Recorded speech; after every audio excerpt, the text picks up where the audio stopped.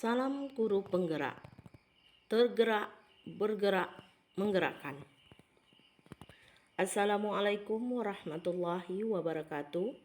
Perkenalkan, nama saya Abrori SE. Saya adalah calon guru penggerak angkatan 10 dari SMA Negeri 13 Kabupaten Tebo, Jambi. Pada kesempatan ini saya akan melaksanakan tugas koneksi antar materi. Kesimpulan dan refleksi modul 1.1 terhadap pemikiran Ki Hajar Dewantara. Ki Hajar Dewantara adalah seorang bapak pendidikan yang memiliki pemikiran untuk kemajuan pendidikan. Menurut Ki Hajar Dewantara, pendidikan bertujuan untuk menuntun segala kodrat yang ada pada anak-anak, agar mereka dapat mencapai keselamatan dan kebahagiaan yang setinggi-tingginya. Pendidikan itu hanya dapat menuntun tumbuh atau hidupnya kekuatan kodrat yang ada pada anak-anak, agar dapat memperbaiki lakunya, hidup, dan tumbuhnya kekuatan kodrat anak. Pada dasarnya, pendidikan dan pengajaran adalah sesuatu hal yang berbeda dan tidak dipisahkan. Pengajaran adalah bagian dari pendidikan, sedangkan pengajaran merupakan sebuah proses pendidikan dalam memberi ilmu untuk kecakapan hidup anak, baik secara lahir maupun batin. Pada kesempatan kali ini, pertanyaan pematik, kesimpulan dan refleksi terhadap pemikiran Ki Hajar Dewantara. 1. Apa yang Anda percaya tentang murid dan pembelajaran di kelas sebelum Anda mempelajari modul 1.1?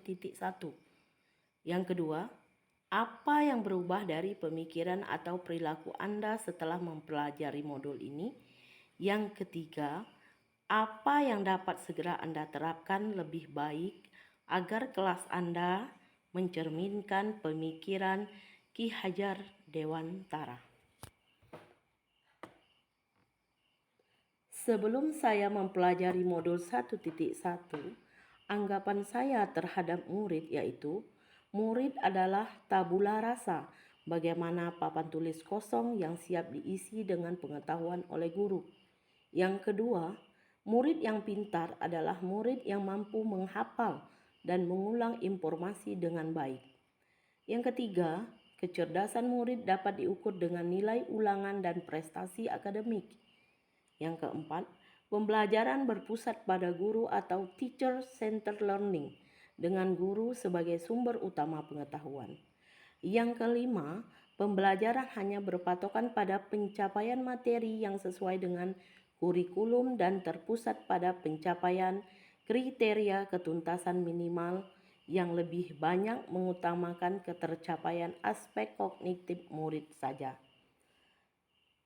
Dapat disimpulkan, yang menjadi pusat perhatian saya ketika saya belum mengenal filosofi atau pemikiran pendidikan Ki Hajar Dewantara, setelah saya mempelajari modul 1.1, maka saya menyadari bahwa yang saya lakukan pada saat pembelajaran sangat banyak sekali kesalahan yang telah saya lakukan.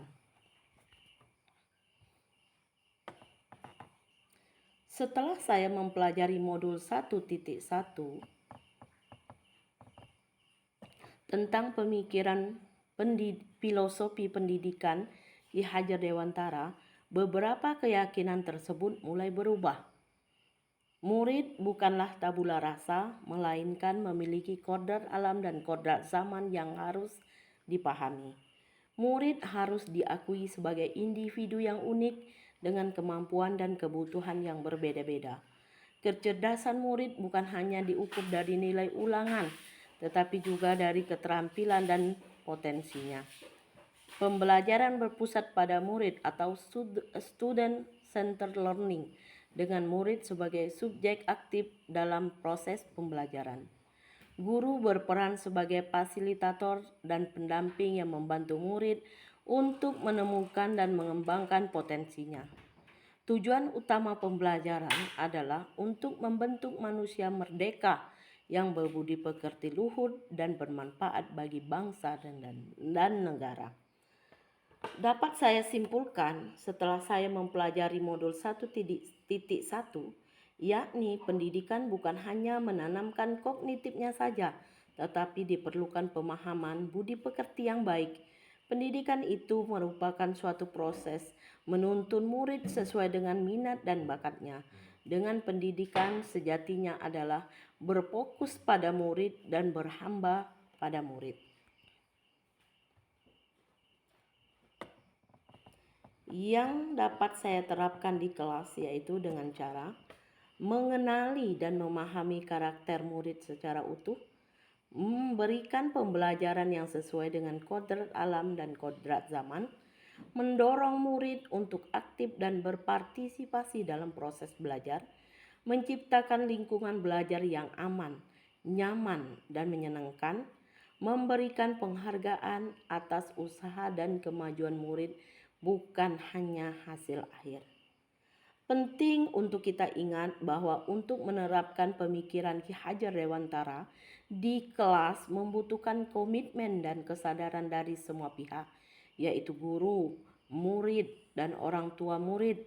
Dengan kerjasama dan upaya bersama, kelas dapat menjadi tempat mencerminkan pemikiran Ki Hajar Dewantara dan membantu murid mencapai potensi yang terbaik. Demikian yang saya sampaikan. Lebih kurang saya mohon maaf. Saya sudahi dengan wabillahi taufiq wal hidayah. Wassalamualaikum warahmatullahi wabarakatuh. Terima kasih. Salam guru penggerak.